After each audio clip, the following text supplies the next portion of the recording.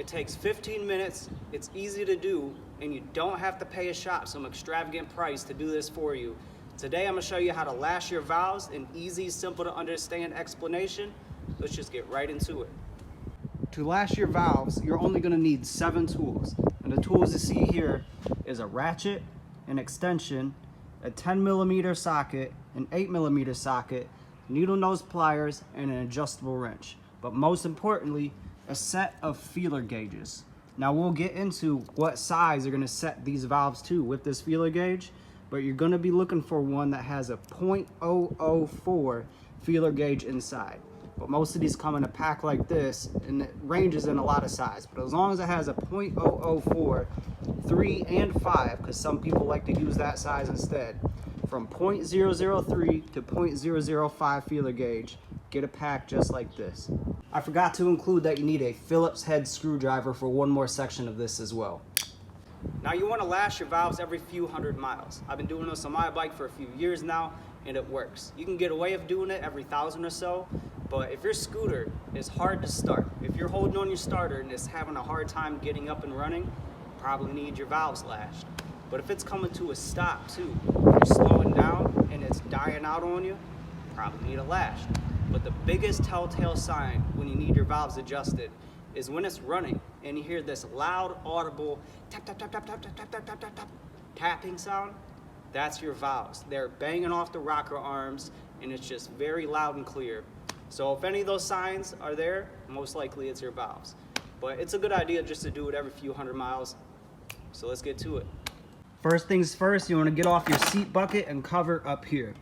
So you open up your seat bucket, and inside of here you'll see 1, 2, 3, 4 10mm bolts that need to come off to get this seat bucket out.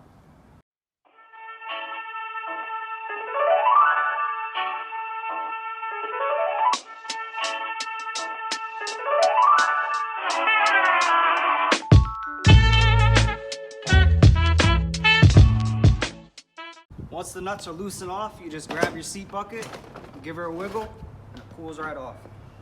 Next step you need to do is take off this front piece in front of the bucket seat. And to do this, you'll see that there is 1, 2 Phillips head screws. I'm missing one, but it's fine. So you just gotta get a Phillips head and take these out, and this thing will pull right off as well. Be careful of the tabs that are connected to this, because it slips into these tabs place. But there's 3 of them each side, just be careful when I pull it off. For an important part of this, now you want to go ahead and take off your fan shroud to access the flywheel. And to get this off, there's 1 10mm bolt here. There are 2 Phillips heads. Then there is 1 more 8mm bolt right under there. So 1, 2, 3, 4 of these, get it off.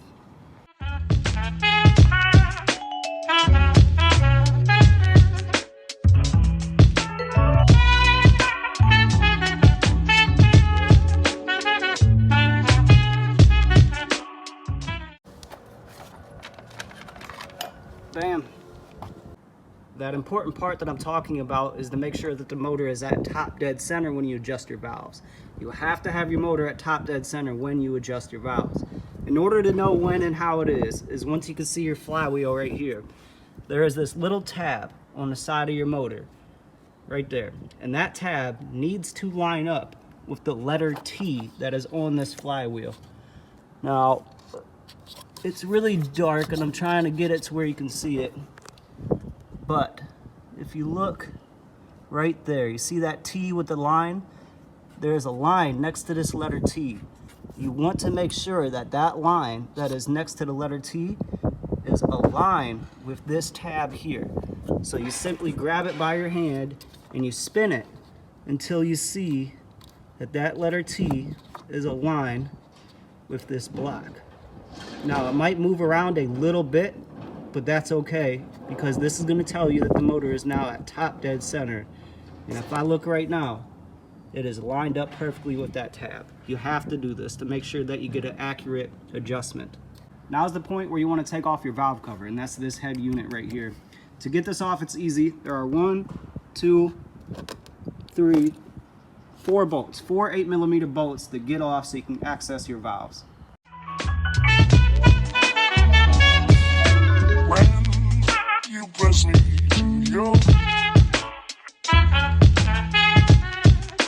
I would with roses when you speak, angel, sing from above. Gently wiggle it and it just pulls off. Just like that. There's your valves. Perfect. What you'll be looking for are your valves right here. You can see them. You have your intake up here and you have your exhaust down there. What we're going to be doing to adjust them is loosening and tightening these nuts on top. 1, 2 down here. And for this, you want to get your crescent wrench out at this point.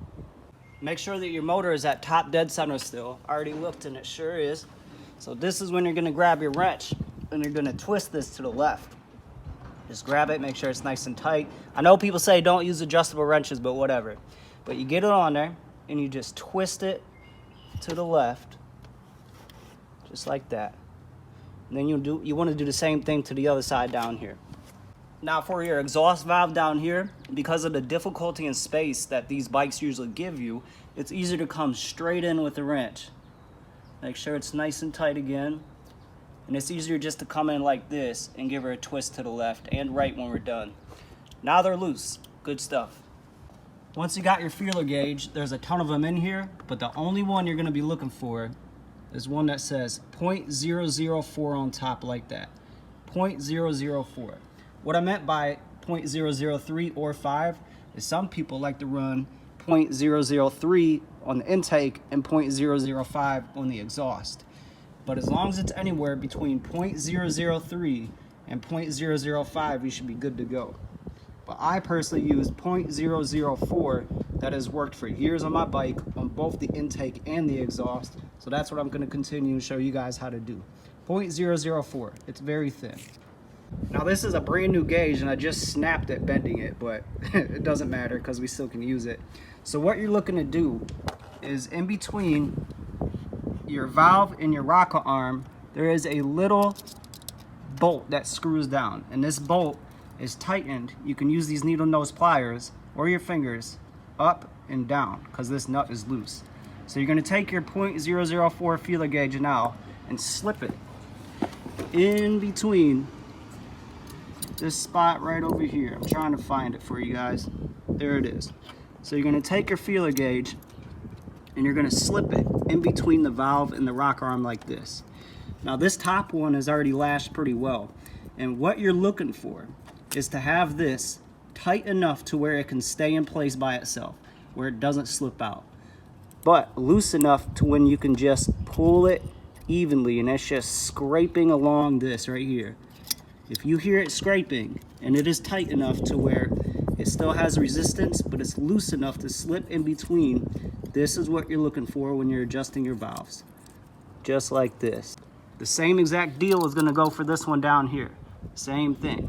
Tight enough to where it has resistance but loose enough to still slip around where it's slightly scraping. You want that both on the intake and the exhaust. But to get this down, you now have to tighten these nuts. So that's what I'm going to show you how to do real quick. Now this can be kind of tricky and it's going to take some finesse, but when you have this slipped in here, this is why I bend it, because it makes it easier to access. When you have this slipped in here like this, remember that this tightens it and loosens it. So if it's too loose, it's just going to wiggle all around.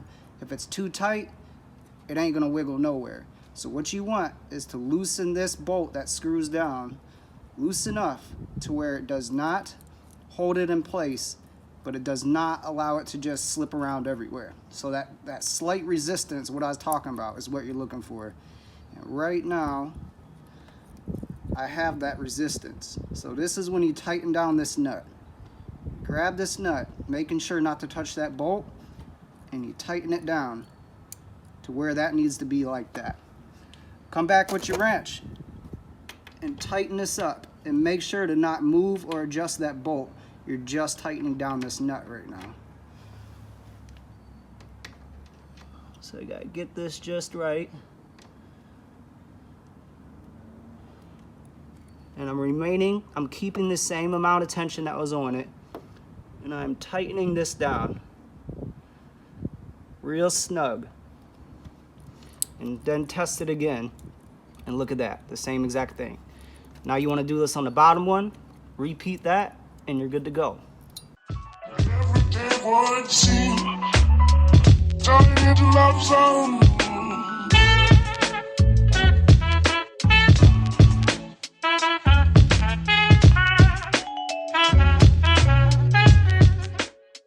Nothing to do with the video, but my phone just completely took a crap, man. Completely blew out the screen, so I'm using another phone to do this, but let the show go on. Here we go. So now that you have your nuts tightened up on your valves, you just want to go ahead and put everything back together. I just want to throw in a helpful tip. When you're putting your valve cover studs back on, those bolts, make sure that when you install them, you put it in an X pattern. So stop on like the top left and then go to the bottom right, vice versa. You just want to go in an X pattern doing this to evenly distribute the weight that's pulled onto the valve cover. And when you're doing it, I don't recommend using a power tool either, because these Chinese bikes, if you have a Chinese bike, they're very gentle, they're very fragile, and you can strip those out, and you do not want to strip those. So just gently put them on with a hand tool in an X pattern starting in either corner you want. 1, 2, 3, 4, or 1, 2, 3, 4, whatever you choose to do.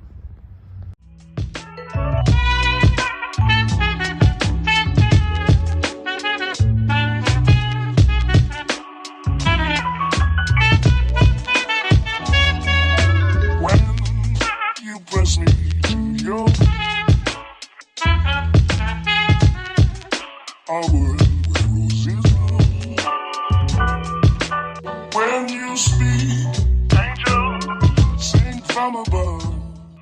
When you got your bolts in there, this is what I'm saying. When they're tight enough, you just come back with the tool and get it real nice and snug in an X pattern, like so. And you want to be gentle with this. You don't want to strip these.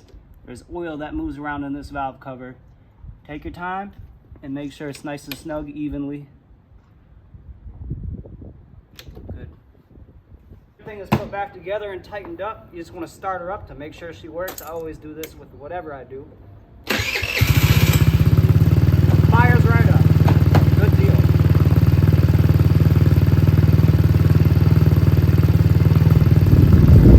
Took 15 minutes. It's easy to do. You don't have to pay anybody to do this. A little bit of maintenance with these bikes goes a long way. If you're new to this channel, I upload videos on how-tos, entertainment, reviews, and build videos on 2-stroke and 4-stroke bikes. Once a week, every weekend. If you're a returning viewer to this channel, thank you guys so much for watching. You know that I love my bikes. I am here. It is riding season. Content is gonna happen. Thank you guys so much for watching again. Till next time, guys. Peace.